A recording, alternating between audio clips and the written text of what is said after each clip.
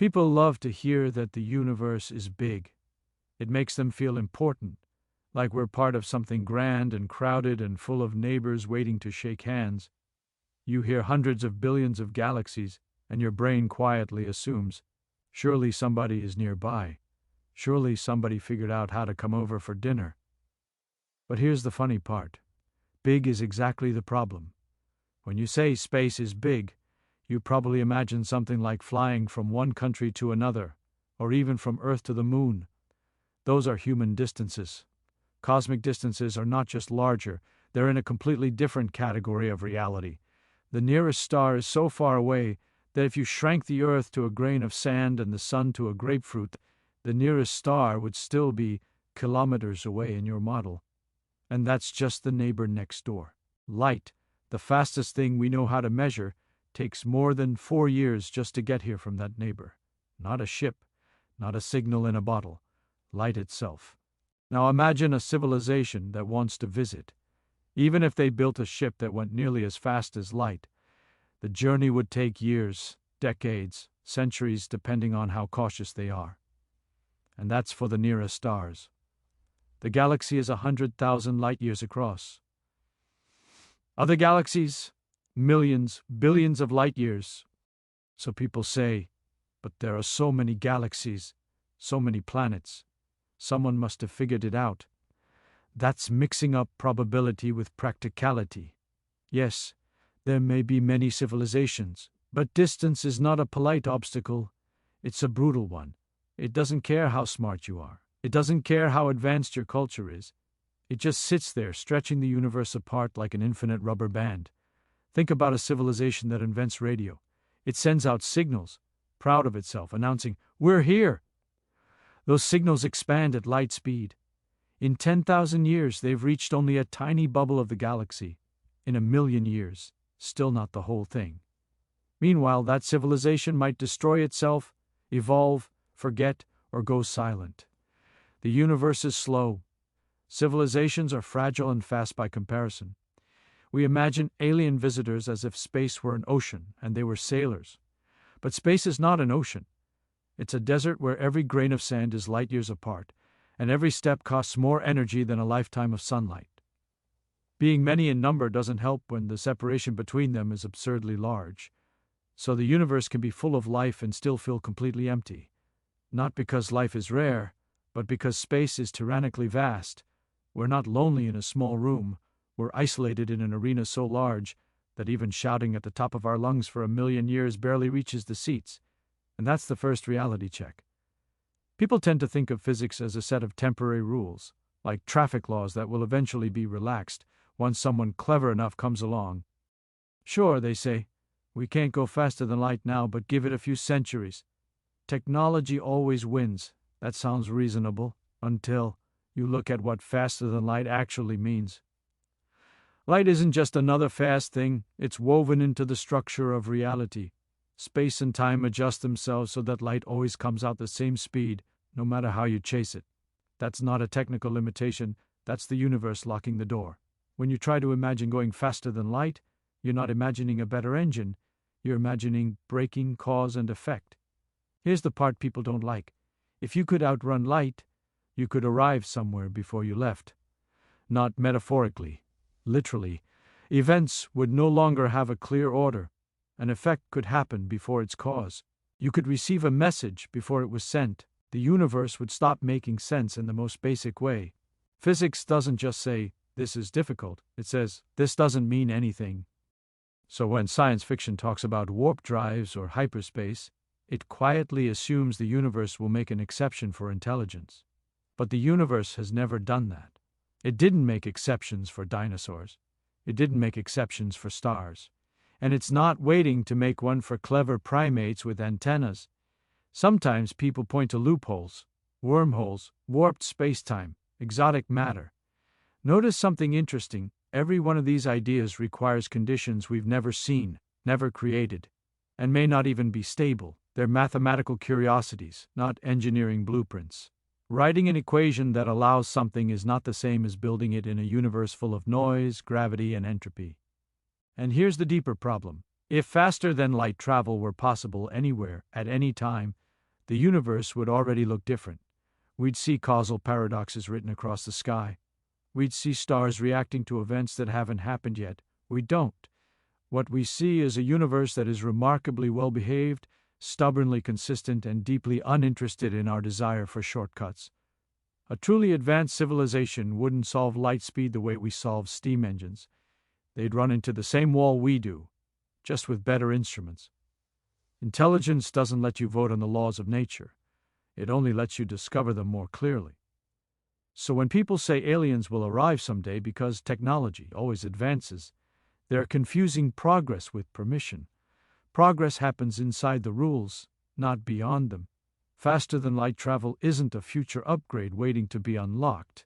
It's a sign that you've stepped outside reality and into fantasy. And the universe, so far, has been very clear about which side it allows us to live on. People imagine advanced civilizations the way we imagine ourselves, with better toys. Faster ships, stronger engines, shinier metal. It's a very human mistake. We assume that if something is difficult, the solution is just more technology piled on top. But the universe doesn't work on enthusiasm.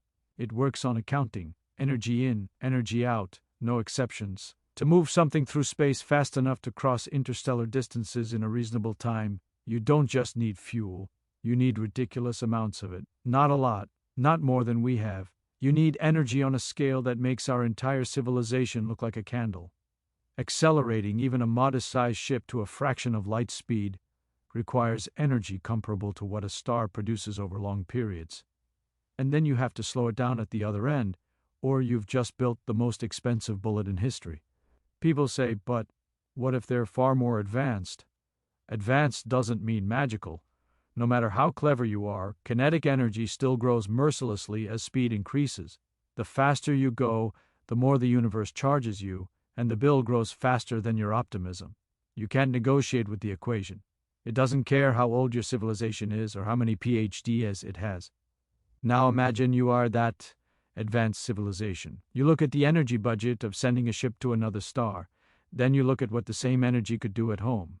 You could dismantle planets, rearrange orbits, capture your star's output, simulate entire worlds, or create habitats with perfect conditions for trillions of minds.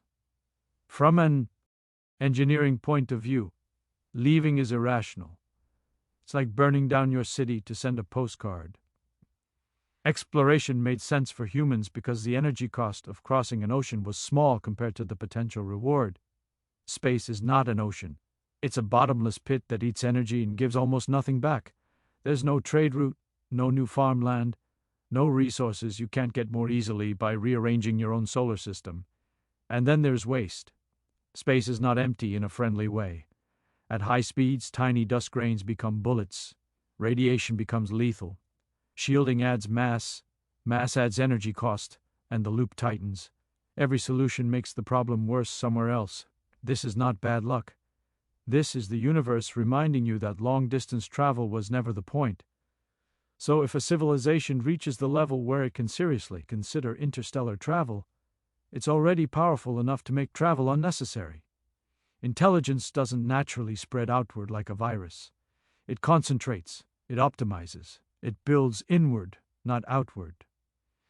The surprising conclusion isn't that aliens lack ambition.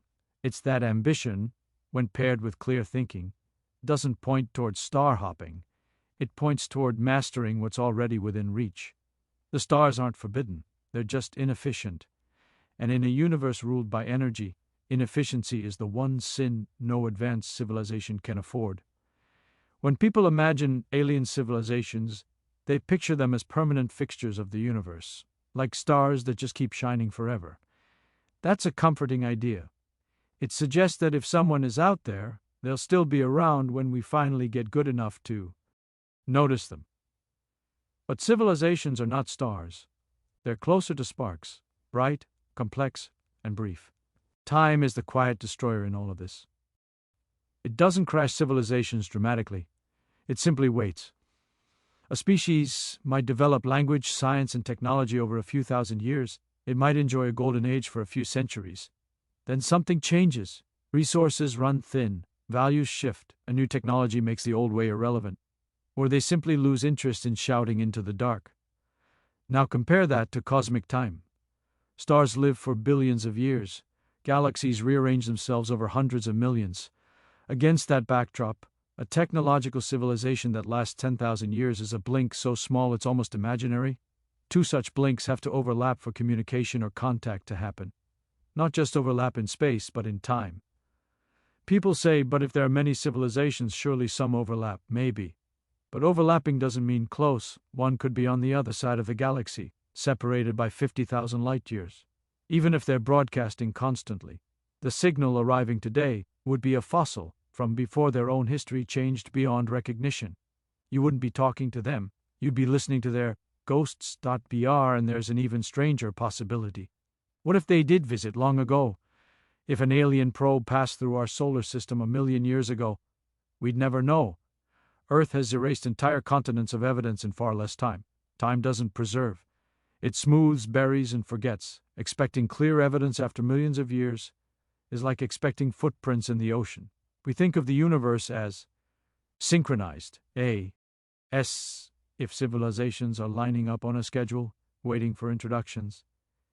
But there is no cosmic calendar. There is no now that applies everywhere.